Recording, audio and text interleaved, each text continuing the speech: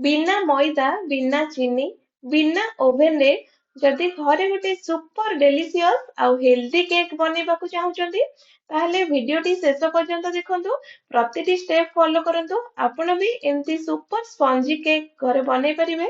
घरे पिला माने थिले तो बहुत खुशी रे खाइबे देखंतु केते सॉफ्ट आउ स्पंजी हेची खाइबाकू मध्ये बहुत ही टेस्टी लागुतला निश्चय प्रतिटी स्टेप फॉलो करंतु वीडियोटी भलो लागिले लाइक शेयर निश्चय कर दियंतु और चैनल नुआ थिले गोटे सब्सक्राइब तो निश्चय कर दियंतु एमती सुपर स्पंजी केक बनेबा पई एठी मु गोटे मिक्सिंग बोल नै जायछि सेथिरे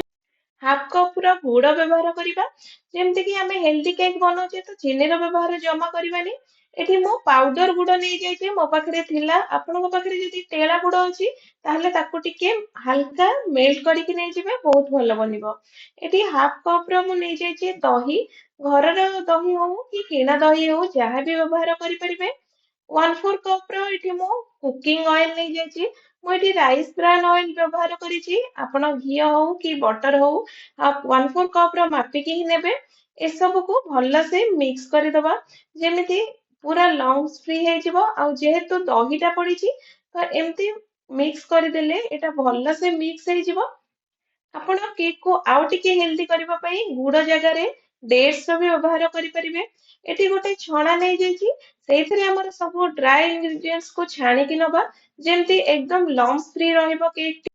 1 କପ ର ଏଠି ମୁଁ ଅଟା ନେଇଛି ମଇଦାର ବ୍ୟବହାର ତ ଜମା ବି କରିବାନି ତ ଏଠି ଆମେ ଯୋଉ ଅଟାରେ ଆମେ ରୁଟି ବନାଏ ସେଇ ଅଟା 1/4 କପ ର ନେଇଯାଇଛି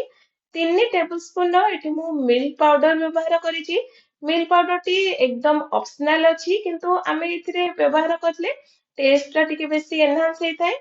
ଯେହେତୁ ଚକୋଲେଟ କେକ୍ ବନଉଛେ ତ 2 ଟେବୁଲ ସ୍ପୁନ ର କୋକା ପାଉଡର ଏଥିରେ ପକେଇଦବା 1 ଟିସ୍ପୁନ ର ଏଠି ମୁଁ ବେକିଂ ପାଉଡର ପକେଇ ଦେଇଛି ଆମେ ଯେତେ ଥର ବି କେକ୍ ବନେଇନା କାହିଁକି ଯେତେ ଏକ୍ସପିରିଏନ୍ସ ଥାଏ ନା କାହିଁକି ସବୁ ଇନଗ୍ରିଡିଏଣ୍ଟସ୍ କୁ ଏମିତି ମାପିକି ନେଲେ ଆମର କେକ୍ ଟି ଏକଦମ ପରଫେକ୍ଟ ବନିବ ଆଉ ହାଫ ଟିସ୍ପୁନ ର ଏଠି ବେକିଂ ସୋଡା ସହିତ 1 ପିଞ୍ଚ ର ଏଠି ମୁଁ ଟିକେ ଲୁଣ ପକେଇ ଦେଇଛି ଟେଷ୍ଟ ଟା ଟିକେ ଏମିତି ବାଲାନ୍ସ କରିବା ପାଇଁ ଏବେ ସବୁ ଜିନିଷକୁ ଆମେ ଏଇ ଛଣାରେ ଛାଣିଦବା ଭଲସେ ଛାଣିକି ନେଲେ ଏଇଟା ଏକଦମ ଲମ୍ସ ଫ୍ରି ବନିବ ଆଉ ବହୁତ ବଢିଆ ବନିବ ଆମର କେକ୍ ଆଗରୁ ମୋ ଚ୍ୟାନେଲରେ ବହୁତ ସାରା କେକ୍ ର ଆଉ ବ୍ରାଉନି ର ଭିଡିଓ ଅପଲୋଡ ଅଛି ଆପଣ ଚାହିଁଲେ ଚ୍ୟାନେଲ କୁ ଯାଇକି ଦେଖିପାରିବେ ଆଉ ତାକୁ ମଧ୍ୟ ଫଲୋ କରିପାରିବେ ଏଠି ଦେଖନ୍ତୁ ଛାଣିଦେଲା ପରେ କେତେ ସ୍ମୁଥଲି ଛାଣି ହେଇଗଲା ଆଉ ଏବେ ଆମେ ତାକୁ ହାଲକା ହାତରେ ଗୋଟେ ସ୍ପାଚୁଲା ସାହାଯ୍ୟରେ ତାକୁ କଟ୍ ଆଣ୍ଡ ଫୋଲ୍ଡ କରିକି ତାକୁ ଆମେ ମିକ୍ସ କରିବା ଏକଦମ ଏଇଠି ସବୁଠୁ ଇମ୍ପୋର୍ଟାଣ୍ଟ ହେଲା ଆମେ ଆମର ବ୍ୟାଟରଟିକୁ ଓଭର ମିକ୍ସ କରିବାନି ଓଭର ମିକ୍ସ କଲେ ଏକଦମ ରାଇଜ ହେଇଯିବ କେକ୍ ଟି ବହୁତ ବବଲ କ୍ରିଏଟ ହେଇଯିବ ଆମର ବ୍ୟାଟର ରେ ଏକଦମ ରାଇଜ ହେଇଯିବ କିନ୍ତୁ ଥଣ୍ଡା ହେଲା ପରେ ସେଇଟା ପୁରା ତଳକୁ ବସିଯିବ ଜମା ଆଉ ସ୍ପଞ୍ଜି ରହିବନି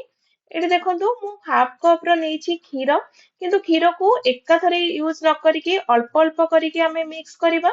ଆମର କେତିକି କନସିଷ୍ଟେନ୍ସି ରଖିବାର ଅଛି ଆମେ ଅଳ୍ପ ଅଳ୍ପ କରିକି ୟୁଜ କଲେ ଆମର ବ୍ୟାଟର ଟି ଏକଦମ ପରଫେକ୍ଟ ବନିବ ଏଠି ମୁଁ ନେଇଥିବା ହାଫ କପ୍ କ୍ଷୀରରୁ 1-2 ଟେବୁଲ ସ୍ପୁନ ଭଳିଆ ମୋର ବଳି ଯାଇଥିଲା ମତେ ଏକଦମ ଠିକ ଲାଗିଲା ବ୍ୟାଟର ଟି ତ ମୁଁ ସେଇଟାକୁ ରଖିଦେଇଥିଲି ଏଠି ଦେଖନ୍ତୁ କେମିତି କନସିଷ୍ଟେନ୍ସି ରଖିଛି ତ ଏମିତି ହିଁ କନସିଷ୍ଟେନ୍ସି ରଖିଲେ ଆମର କେକ୍ ଟି ଏକଦମ ମଏଶ୍ଚର ରହିବ ବହୁତ ଭଲ ଲାଗିବ ଏଠି ମୁଁ 1 ଟିସ୍ପୁନ ର ପକେଇ ଦେଇଛି ଚକୋଲେଟ ଏସେନ୍ସ ଆଉ ଏଠି ହାଫ ଟିସ୍ପୁନ ର ମୁଁ ବ୍ୟବହାର କରିଛି ଭିନେଗାର କେକ୍ କୁ ଆହୁରି ସ୍ପଞ୍ଜି ଆଉ ଟେଷ୍ଟି ବି ବନେଇବା ପାଇଁ ଏଠି ହାଲକା ହାତରେ ଏ ସବୁକୁ ମିକ୍ସ କରିଦବା ଆପଣଙ୍କ ଘରେ ଯଦି ଛୋଟ ଛୁଆ ଅଛନ୍ତି ତାହେଲେ ଏଇ ରେସିପିଟା ଆପଣଙ୍କ ପାଇଁ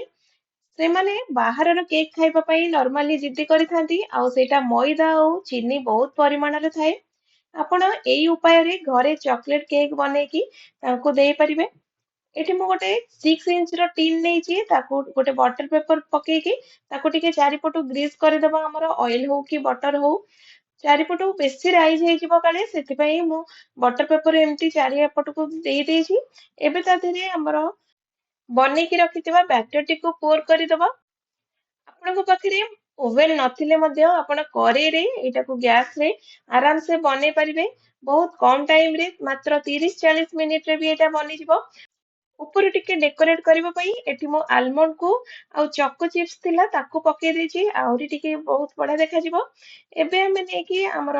10 ମିନିଟ ପାଇଁ ପ୍ରି ହିଟ୍ କରିଦେଇଥିଲି କରେଇରେ ଟିକେ ଲୁଣ ଦେଇକି ଆଉ ଗୋଟେ ଷ୍ଟାଣ୍ଡ ରଖିକି ତାକୁ ଆମେ 30-35 ମିନିଟ ଯାଏ ତାକୁ ଘୋଡେଇକି ବନେଇବାକୁ ଛାଡିଦବା। ଏଠି ମୁଁ ଦେଖୁଛି ଚେକ୍ କଲା ବେଳେ ଏଥିରେ ଟୁଥପିକ ରେ ଆମର ଲାଗିଗଲା ବ୍ୟାଟର ଟା, ତ ଆଉ 10 ମିନିଟ ତାକୁ ଛାଡିଦେଲି। ଏବେ ଦେଖନ୍ତୁ କେତେ କ୍ଲିନ ବାହାରିଛି ଟୁଥପିକ ଟା। ଜାଣ ଆମର ବନି ଯାଇଛି ଏକଦମ ବଢିଆ ସେ।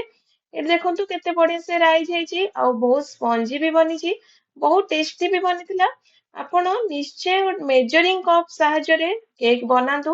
ଆପଣଙ୍କର ବି ବହୁତ ବଢିଆ ବନିବ, ଖାଇବାକୁ ମଧ୍ୟ ବହୁତ ଟେଷ୍ଟି।